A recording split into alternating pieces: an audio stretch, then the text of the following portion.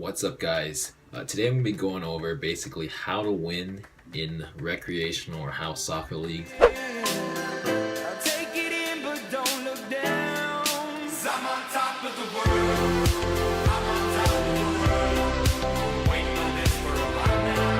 If you're a coach and you coach house soccer, you coach rec soccer, those levels, and you coach like your son's team, your daughter's team, I'm just going to go over a great formation to use in the game, opposed to using formations like 4-4-2, 4-2-3 when they're way too complicated for players that aren't just not that level in the sport. And it just simplifies the game so much and gives you a defensive solid base and everything. So I'm going to go ahead and look at the board right now. So this right here is a 3-5-2, typical classic 3-5-2. You've got three in the back, you've got the wing backs over here, you've got the two holding midfielders, and then you've got attacking mid, two strikers. So this is not what I play with. This is not what I've found success with. I've found success with this.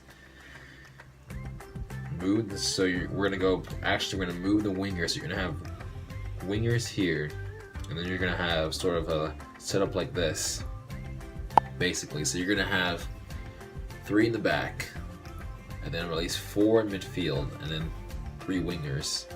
Or not, for two wingers, sorry. So basically what this does is this really simplifies everyone's role. Okay, so the 4, 5, the 6, these three are defenders. You always want the 6, this guy, to be the middle one, to be the most defensively sound sort of player and probably your best ball playing defender. Your 4 and your 5, they can be sort of just people who are just good at defense. They know the angles, good at closing down. We're talking rec league now, so I'm not gonna be too picky on who these two players are. They're probably not very good on the ball. You can tell them easily, okay, you get the ball, just kick it out of bounds. You can even tell them to pass it to the 3 or the 2 if you really want to. So, there we go. You can tell them to kick it out of bounds. You can tell them to kick it to the 3, even to the kick it to the 2, kick it out of bounds. Same thing again. We'll move on to the wing backs, which are the number 3 and the number 2.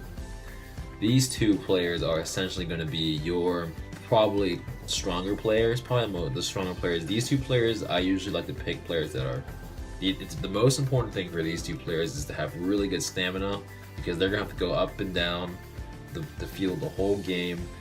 Usually these are players that are just very fitness wise. You would like to put your left-footed player on this position right here, the 3.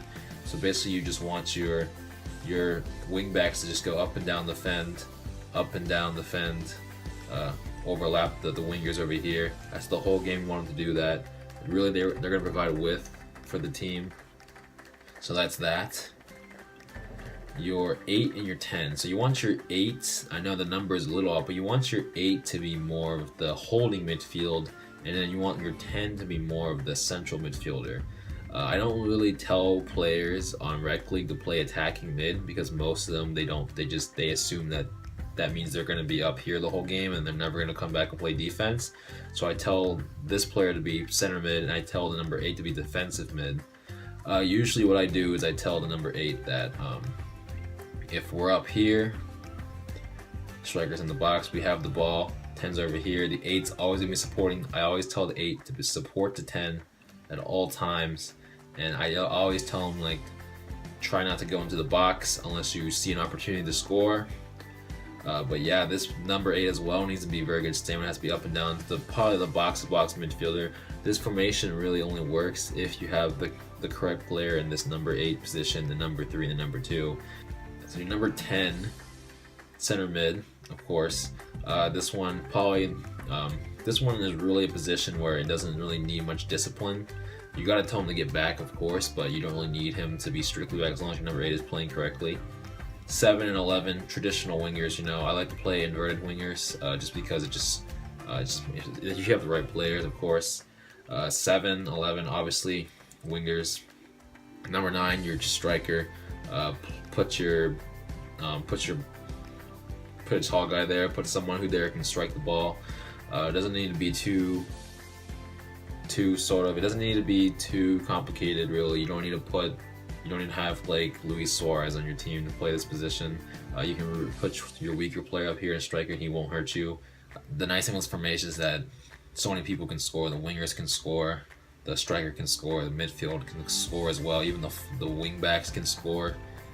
So it just keeps the morale of the team really good. I would definitely recommend trying it out. Hopefully this video explained it pretty decently.